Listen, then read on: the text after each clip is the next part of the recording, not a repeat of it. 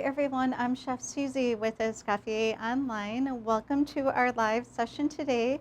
Today we're going to be covering chocolate tempering, which is great. Everyone loves chocolate. It's a favorite for most people. And I'm going to be showing you how to properly melt your chocolate, which is called tempering. And that's going to make some nice candies and barks and whatever you're making out of the chocolate. But first of all, I wanted to mention, I know that things are looking a little different on the site, and I hope that everyone is getting used to it. But if you have any questions or if you need any help, be sure to let us know and we can help you through that. So back to our chocolate tempering. So first of all, I wanted to mention in your first assignment, you're going to be using chocolate. And typically you're going to be finding your couverture chocolate for the assignment in the bar form. Sometimes you're going to find it in the chip form or little small discs, and that's okay too. It says chopping in the assignment, but if you have the discs already, you don't have to worry about chopping it. But for couverture chocolate, you're going to be using between 54 and 70% for that assignment, and that's a nice semi-sweet chocolate. The lower the number, the more sweet the chocolate is going to be, and the higher the number, then the more bitter the chocolate is going to be. So really, for the assignment, it's a matter of taste. I prefer a lower chocolate, more like 54, 68%. It's getting a little high, but I like the little bit sweeter as opposed to the bitter, but it's really what you like. So let's talk about the percentages in chocolate. First of all, chocolate is a little complicated. It comes from far and away, and the process in which it's made is a little complex, but if you think about it, it really is kind of easy. So the chocolate comes from the cocoa seed, from the cocoa tree, and this seed is harvested, and then it's fermented, and it's still in its casing when it's fermented, and the fermentation process is what brings all that flavor out. So once these seeds are fermented, they're cleaned and then they are roasted, and this is going to once again bring the flavor out. This is going to help dry it out from all that fermentation process, and then they're ground into the cocoa nib, and then it's liquefied into something that's called the chocolate liqueur. And the chocolate liqueur is a combination of the cocoa solid and the cocoa butter. And that's where that percentage comes in your couverture chocolate. This is the percentage of this liqueur that's in your couverture chocolate. So when you say 58 to 70%, that's the percentage of the liqueur. That's what gives the chocolate its depth and all of its flavor. And the other percentage is the sugars or the fats that are added. And that's for your semi-sweet chocolates. For your bittersweet chocolates, you're going to be going outside of that 70% range, maybe into 75, 80, even 85. Some people even like 95. That's hardly any sugar. It's really the straight, almost chocolate liqueur with just about 15% of sugars and fats added. So that kind of clarifies these percentages. So the cocoa solids, which are mixed with the cocoa butter, that's what gives our chocolate, our dark chocolate, all these flavors. So the cocoa solids, when they're separate from the cocoa butter, that's our cocoa powder that we're using in some of our assignments, like our chocolate meringue assignment. See, it's really complex, but if you think about it, it is kind of easy once you start breaking things down a little bit. Okay, so let's talk about milk chocolate and white chocolate, completely different from the dark chocolate. The dark chocolate is, it's much more richer. I think it's a little bit more elegant to me, and it's really kind of more pure. When you get into milk chocolate, you're adding more sugars and more milks. You're adding like milk solids and condensed milk. That's what's making it so sweet. So for ganache and things, these chocolates are not always interchangeable. Be mindful of that. You may have to tweak your recipes a little bit because the milk chocolate, it's not going to be as solid because it's got all these extra sugars and milk solids and condensed milks added to it. Whereas white chocolate, completely different. You're not going to have the chocolate liqueur in the white chocolate because it's white or it's ivory in color. You're not going to have that darkness, but it does have the cocoa butter, which makes it a chocolate. So With the white chocolate, you've got the cocoa butter, and you've got all these milk solids, you've got some fats too, and you've got your sugars. So like I said, not always interchangeable with the dark chocolate. So keep that in mind. So really explore your chocolates, have a lot of fun with them. There's a lot of brands out there. There's domestic chocolates from the US, and there's international chocolates from Austria, Switzerland, Belgium. You get some really high quality chocolates when you start buying European chocolates. Chocolate's expensive too. Be careful when you're handling it. Never warm your chocolate past 130 degrees. You could scorch it. Be careful. Touch your chocolate when you're melting it. If it's starting to feel hot to your fingers, that's way too hot. It should never ever feel hot. You should never put your finger in chocolate and say, ow. Should never be over 130 degrees. It's pretty delicate. It's come a long way. It's gone through a lot of processing, and you don't want to scorch it. Just be careful with your chocolate, and be careful when you're doing things on a double boiler not to get any water in it, because that could cause some seizing and is going to affect the quality of your chocolate.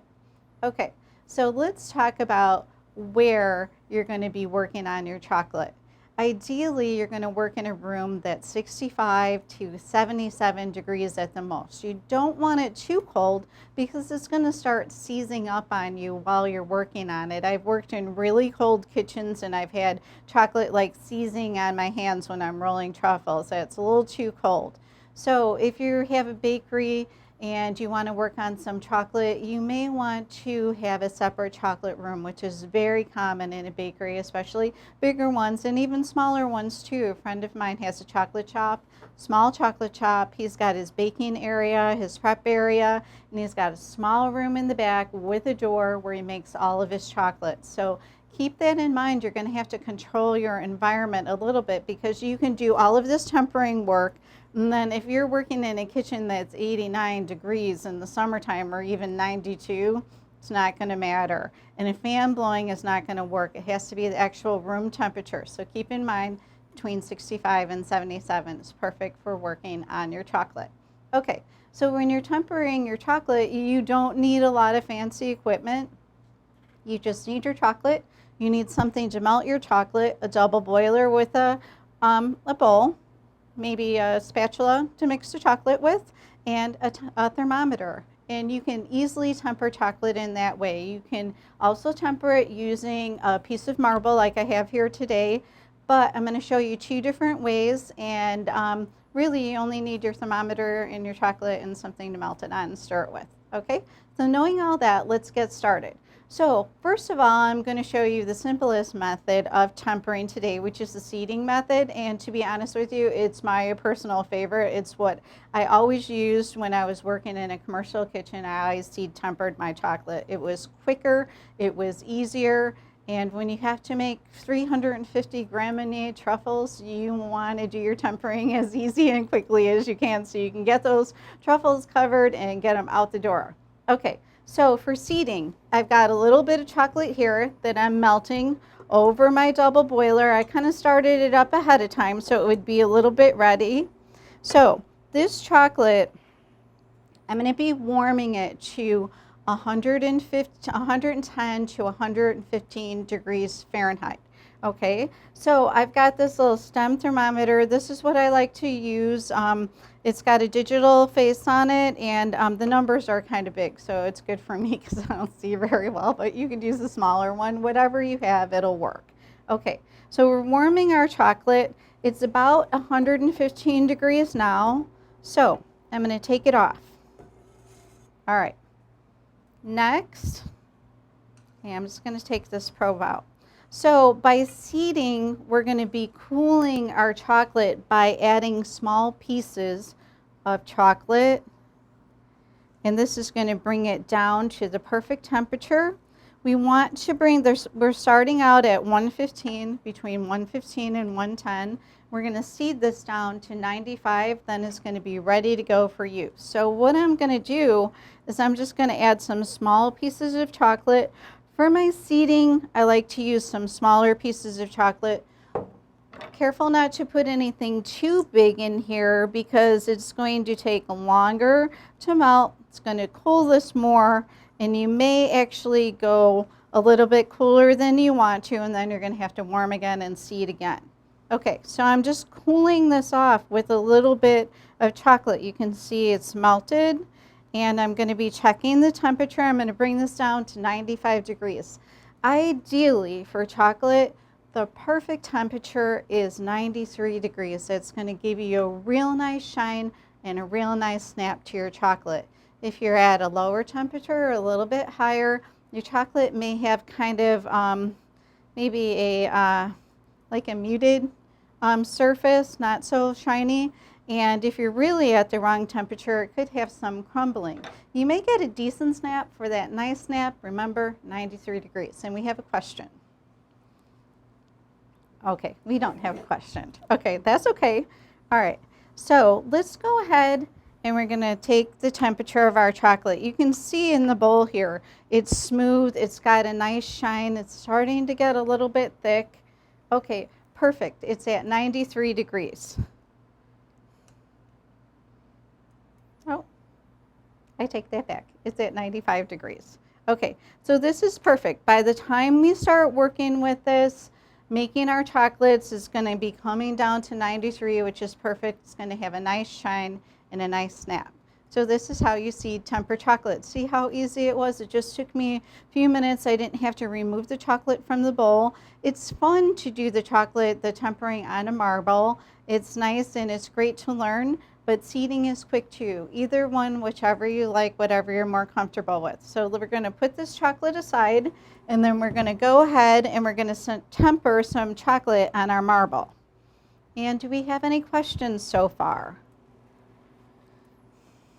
Okay, so any areas that you're going to be putting chocolate, I got a little water on here from the bottom of my bowl from the double boiler. Make sure you don't have any water, any sweating at all.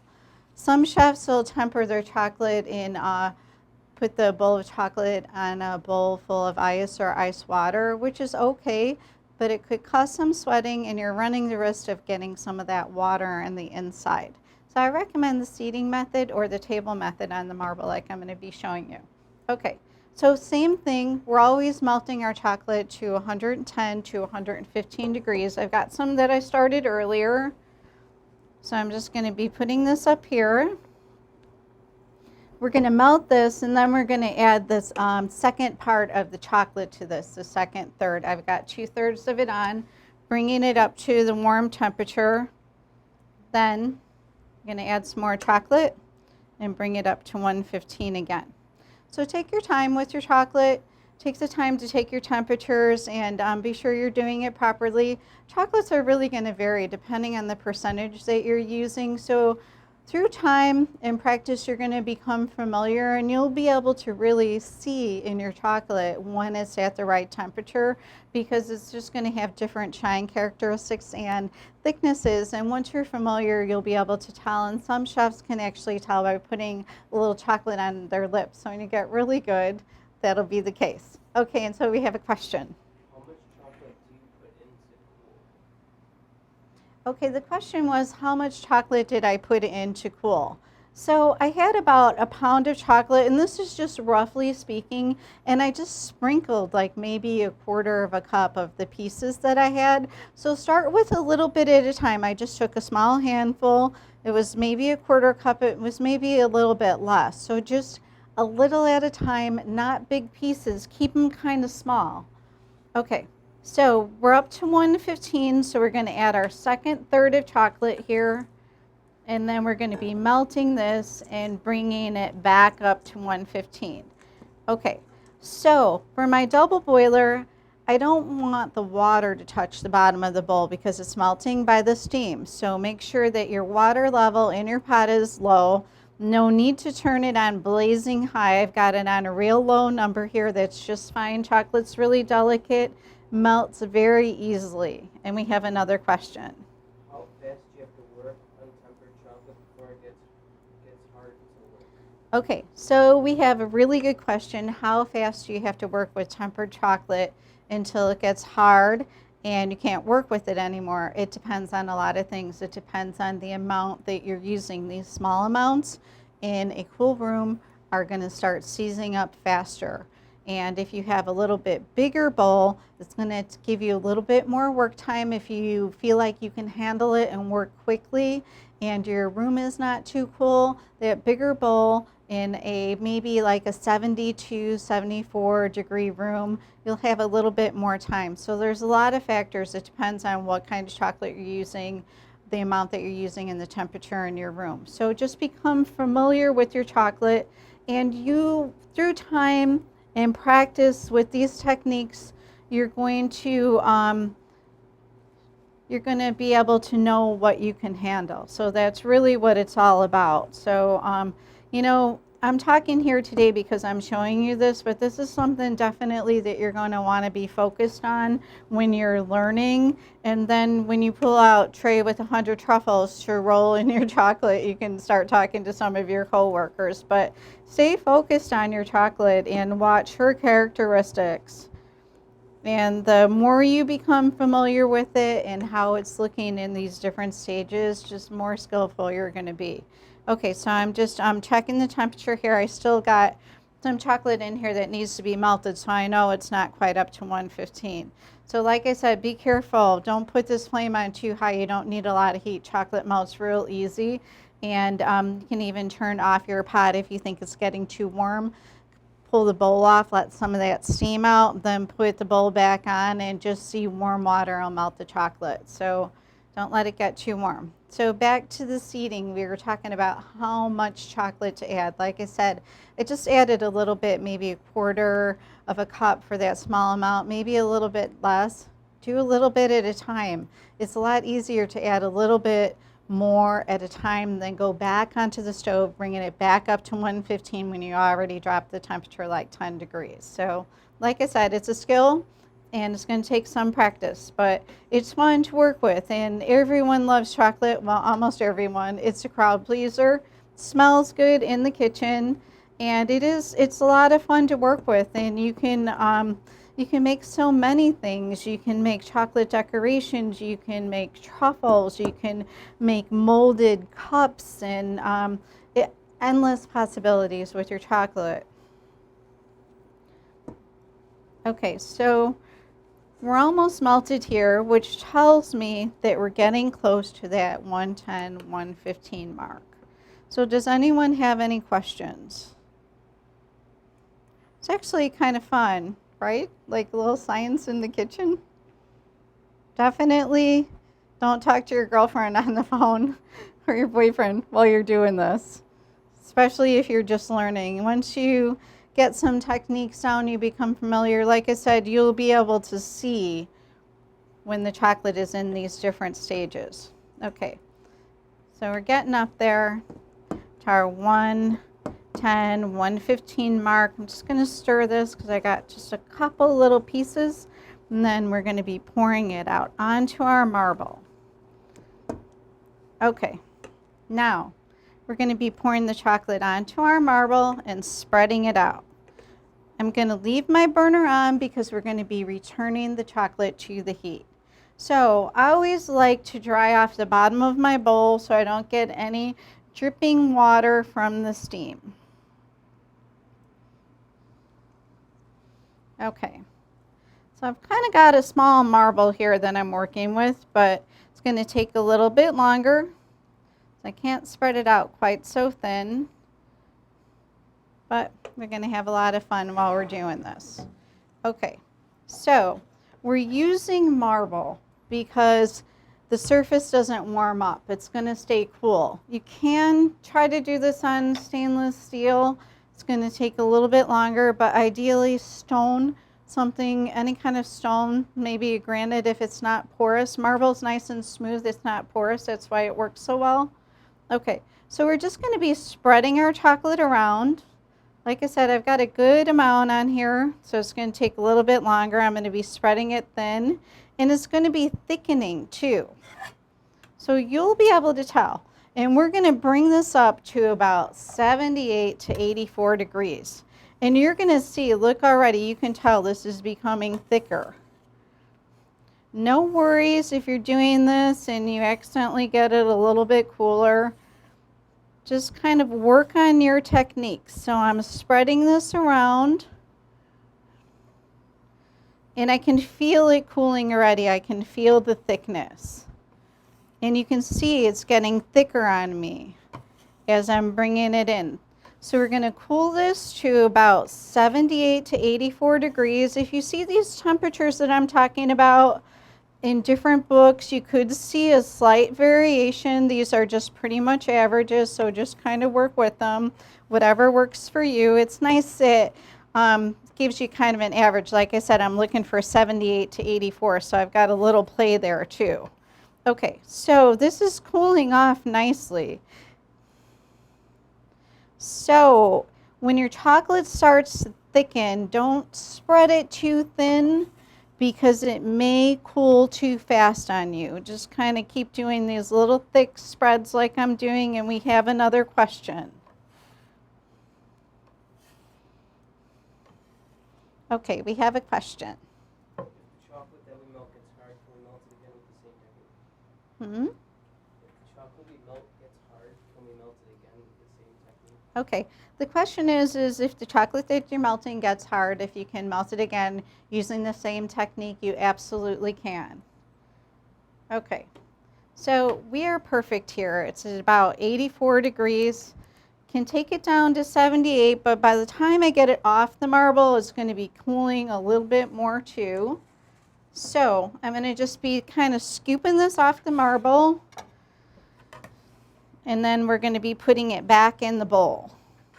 So kind of have a little fun with this. You've got the bench scraper and the bowl scraper from your toolkit or something similar at home. It'll work just fine. And we have another question. Will granite surface work too versus marble table? The question is will the granite surface work? It will. Any stone surface will work, but keep in mind granite can be a little porous. I know we've got some granite at home. It's got some big pores in it. This marble is really smooth. So ideally, try to get the smoothest stone surface that you can. One more question. Okay, and we have another question. Can you remelt these chocolate?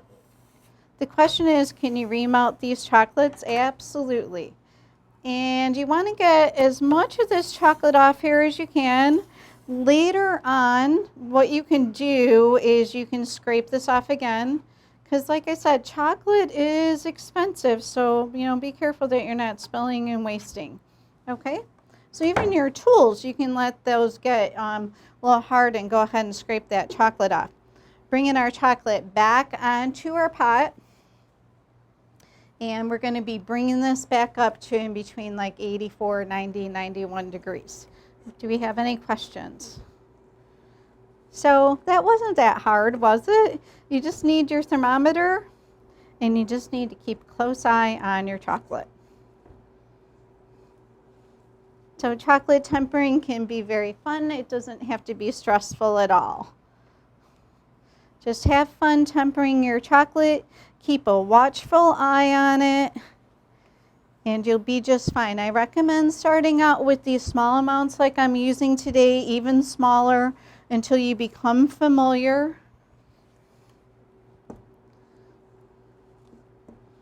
Just make sure that you get yourself a thermometer that you're comfortable with. Okay, so let's go ahead and take the temperature of our chocolate. And please, let me know if you have any questions or if you need any help on anything. And no worries, if you've got some chocolate in your kitchen, a bowl that you're using for tempering, and it doesn't look very good, let's say, okay, so we brought our chocolate back up. I've got it at 91 degrees, and it's perfect, and it's ready to go to make some candies, some cups, or even use this to coat some of our truffles. Okay, so what I started to talk about is if you've got a bowl in your kitchen that you're using for some tempering, and you went and you go and open it up and it just doesn't look good, there's like spots all over it, and you just used it a few days ago, that's the bloom of the chocolate. That's the cocoa solids coming out of the chocolate, which is fine. Just go ahead and work with it and remelt it. could even be crumbly because it's set at the wrong temperature. So it just didn't set at the ideal temperature. It wasn't brought up to the right temperature, or when it cooled off, some of this process happened. Should be fine. Go ahead and remelt it and see if you get a nice shine and it's nice and smooth. Through working with your chocolate, dipping truffles and making candies and things, you can easily get some particle in your chocolate. So if you're noticing some little pieces, make sure that you're straining those out and try to reuse your chocolate as much as you can, because it's expensive. It's not something that you just want to melt and throw away like a amount like this. So we have another question. Is it better to pour chocolate over petit fours or dip them? Okay, so we have a question on petit fours. Is it better to pour the chocolate over the petit four or dip the petit four in the chocolate?